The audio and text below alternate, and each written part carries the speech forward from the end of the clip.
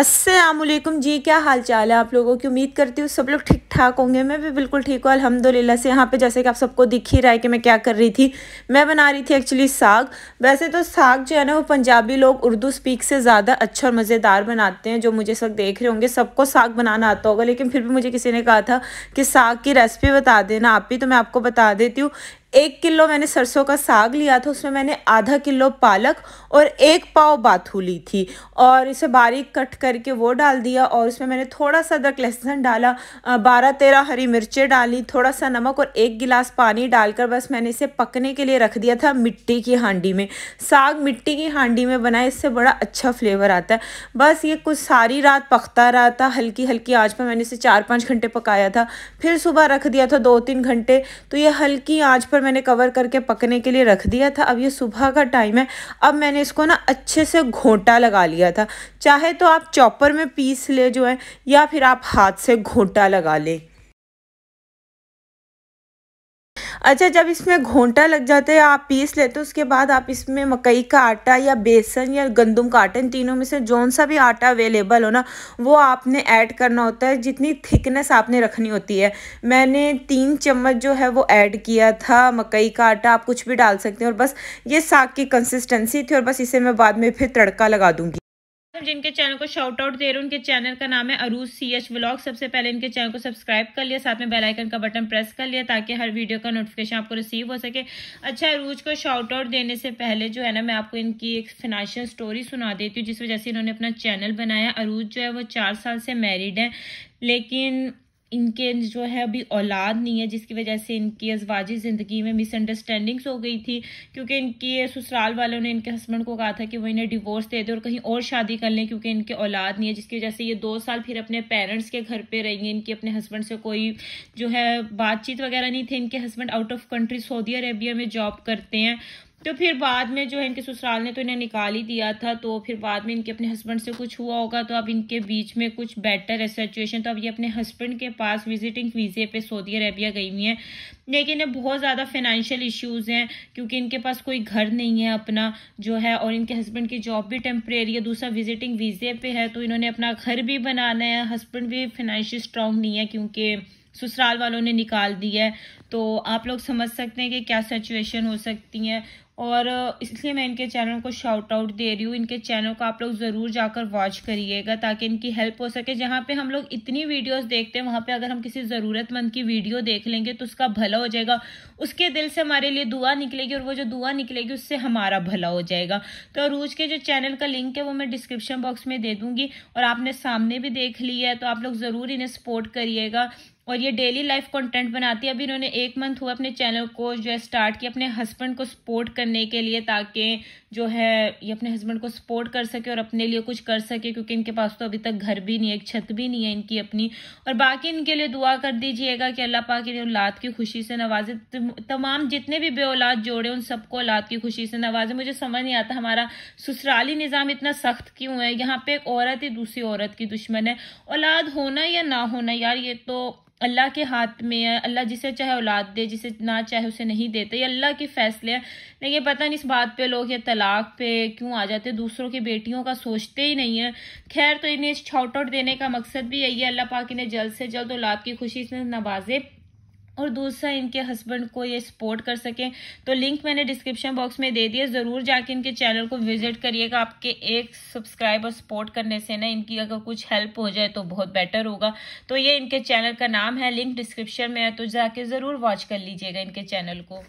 अच्छा, दोपहर का टाइम था। अभी मैं और मेरी बहन जो है ना बाहर जा रहे थे। आज अम्मी बाहर नहीं जा रही, आज हम दोनों बाहर जा रहे हैं। वो इसलिए क्योंकि मुझे ना बैंक से कॉल आई थी, तो उन्होंने मेरे ना कुछ अकाउंट में इश्यूज़ आ रहा था, तो बैंक वालों ने बुलाया था यहाँ पे। फिर हम लोग बैंक आए थे, तो बैंक में लंच ब्रेक थी, तो वो वहाँ पे कोई था नहीं। तो फिर हमने कहा सामने बाज़ार है चलो हम बाज़ार का राउंड लगा आते हैं। काफ़ी टाइम से मैं घर में थी ना, तो कहीं पे मैं गई नहीं थी, तो मैंने कहा चलो एक तीर से 2 शिकार कर लेते हैं। बैंक में बैठने से तो अच्छा है कि बाज़ार का ही राउंड लगा लिया जाए।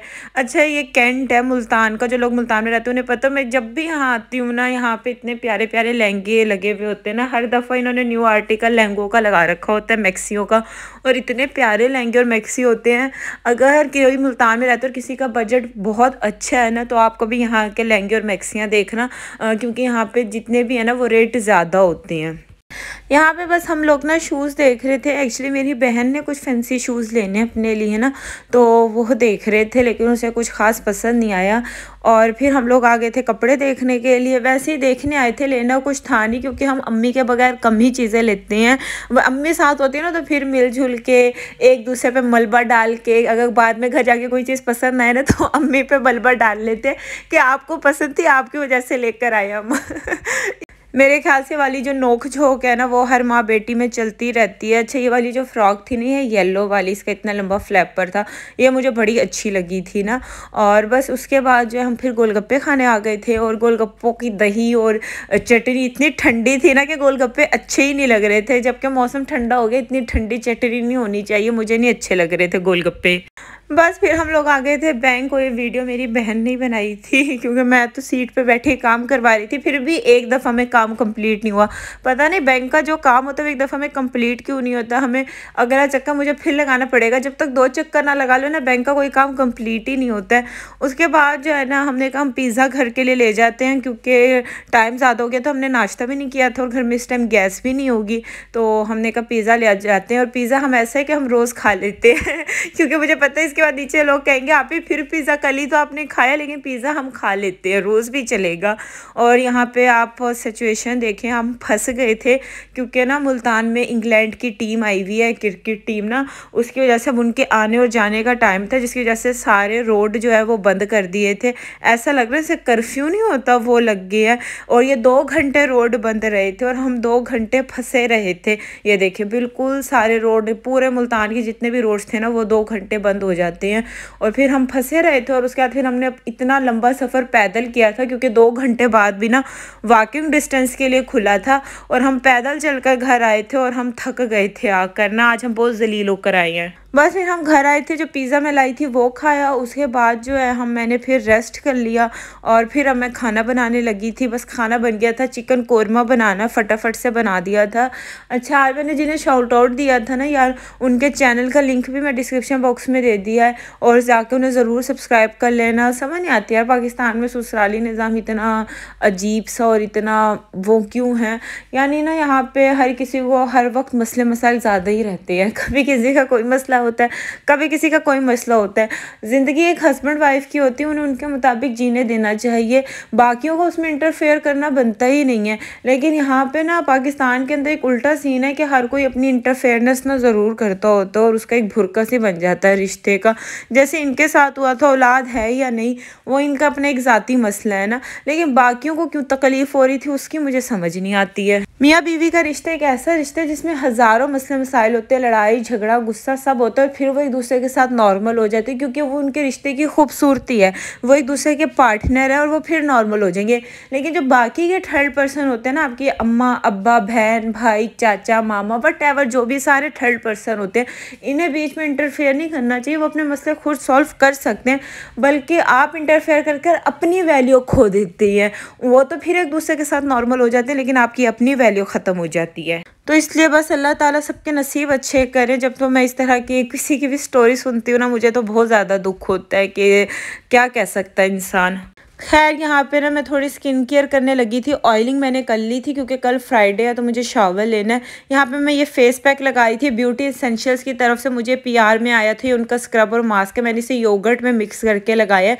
और ये देखिए, मैंने अच्छे से स्क्रब किया था इसे, और इस हाथ पे मैंने अप्लाई किया। हाथ एकदम से ब्राइट हो गए हैं, और ना बहुत ज़्यादा मुलायम, और ना वो और चिकनाई आ गई है दही की वजह से। मैं आपको दोनों हाथों में फ़र्क दिखाती हूँ।